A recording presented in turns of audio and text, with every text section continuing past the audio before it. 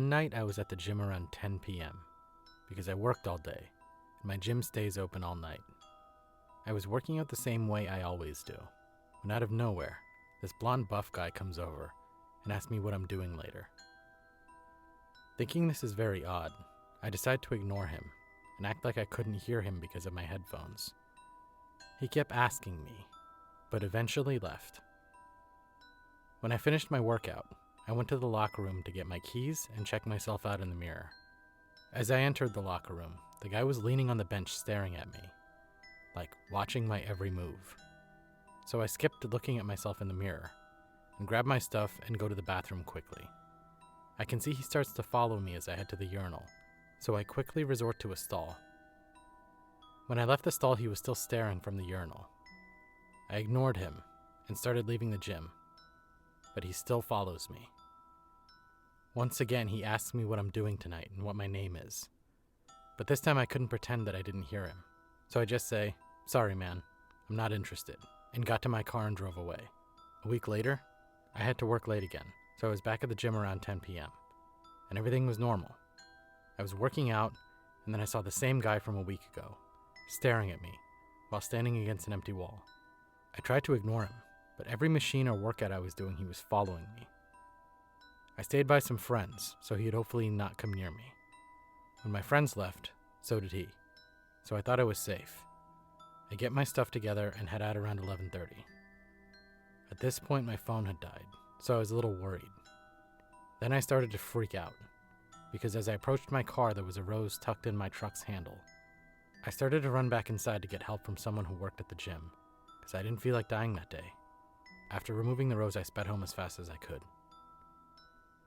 A few days after, I had a normal workout, and I didn't see him until I went to my truck. He was leaning against the wall, like he was waiting for me to come out. Now, every time I go late, he's waiting for me and asking me weird questions. I talked to the employees about this, and they said he's not from here, and he's just trying to be nice. But I can't help but wonder why he doesn't get the hint when I tell him no all the time. I wake up hours early in the morning to get to the gym now, but when I go late, he's still there, watching me, every time. Another time, there was a rose on my windshield, and a phone wire wrapped around my handle. More recently, he added me on Snapchat. I have no idea how he got my name or my handle.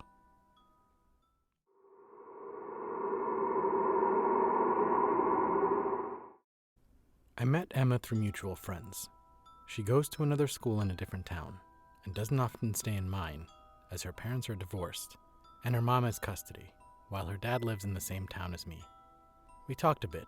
She was shy and socially awkward. It was getting late, so I made up some excuse about my parents wanting me home at a certain time. Before I left, she asked me for my Instagram. I'm fairly active on social media, mostly posting comedic stories, just low-effort jokes that people seem to like.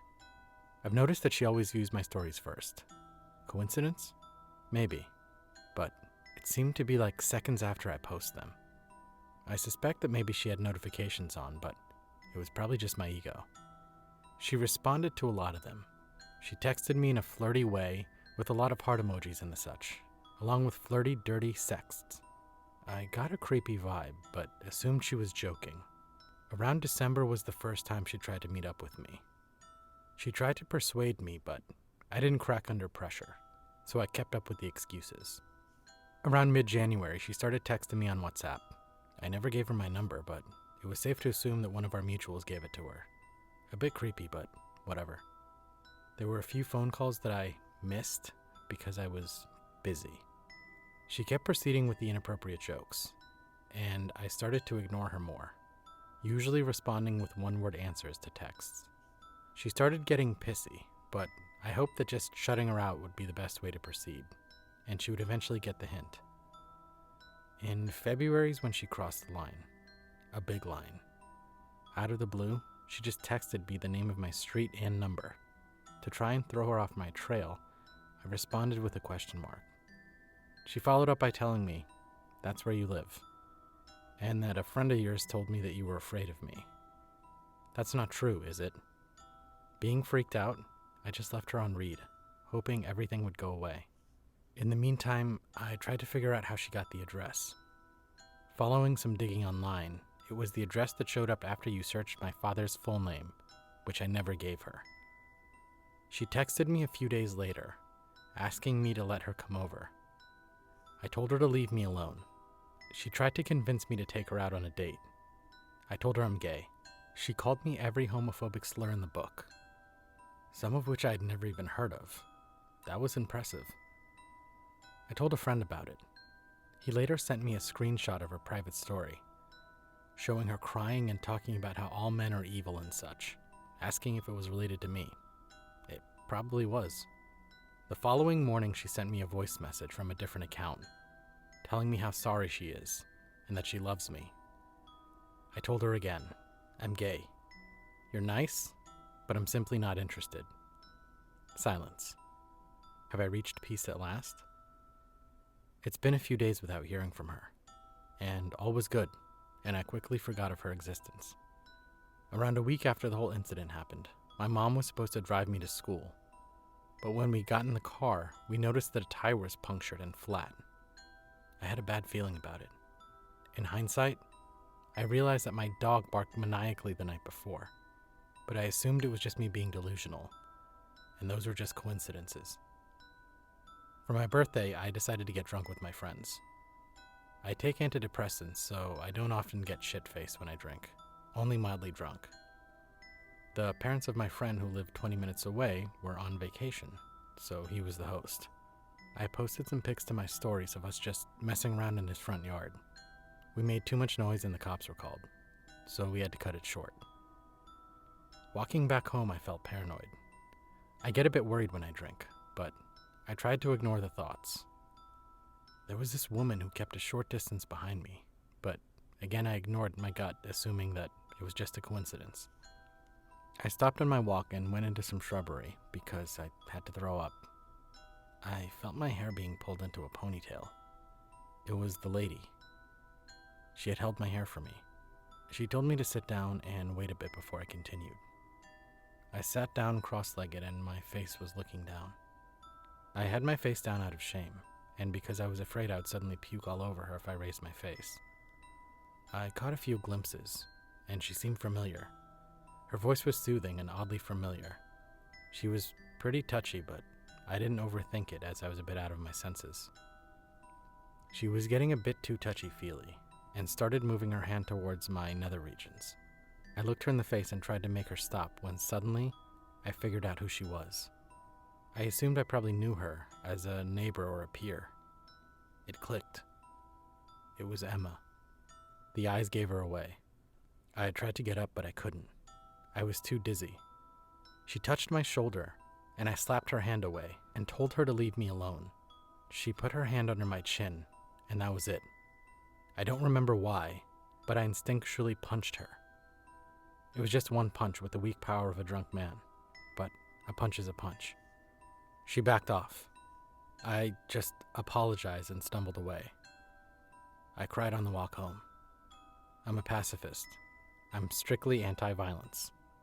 I've never punched another person, and it's strictly against my morals to punch a woman. I still feel guilty about it. I got a message from an unknown number telling me I'm a dead man. But ever since then, nothing happened. I'm still paranoid, guilty, and disgusted with myself. It's nearly June, and I haven't heard anything since March, but I still can't let it go. So Emma, let's not meet again.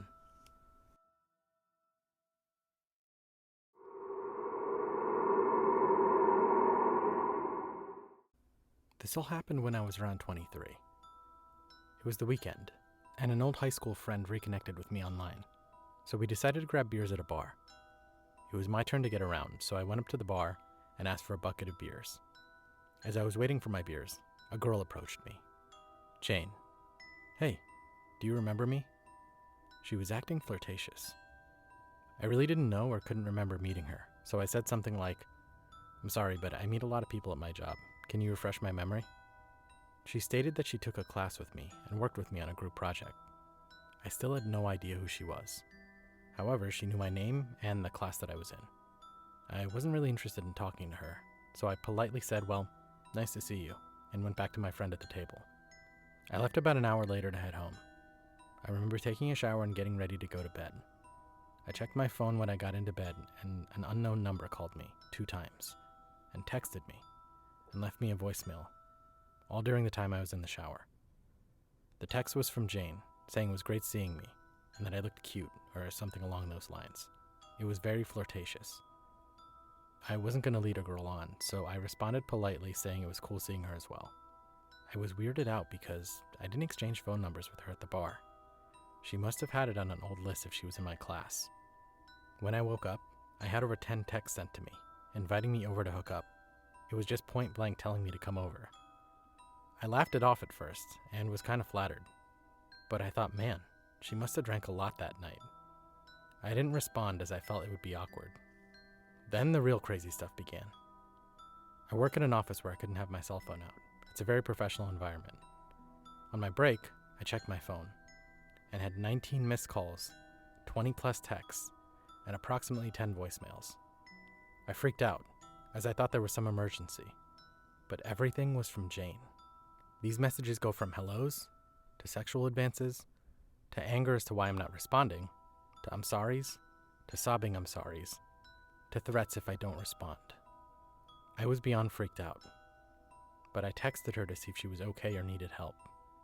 She texted me back as if it was the greatest day of her life hearing from me. I then let her know that I felt her messages were inappropriate, and then I didn't want to give her any feelings that I wanted to date her. I was young and wanted to experience dating, but not with her. From the beginning, this was just odd to me. She began to go through cycles of anger, seduction, sadness, and happiness. I began getting 40 plus calls and messages. I decided it would be best to just stop responding at this point. This went on for over a week, day and night, calls and messages. Then one message caught my eye. She mentioned where I worked. I never told her this. There was a Wendy's a stone's throw away from my job. I got paranoid leaving work, thinking she was following me. I drove around a while before going home from work. I remember sending her one last message, stating that if she contacts me again, I would call the police.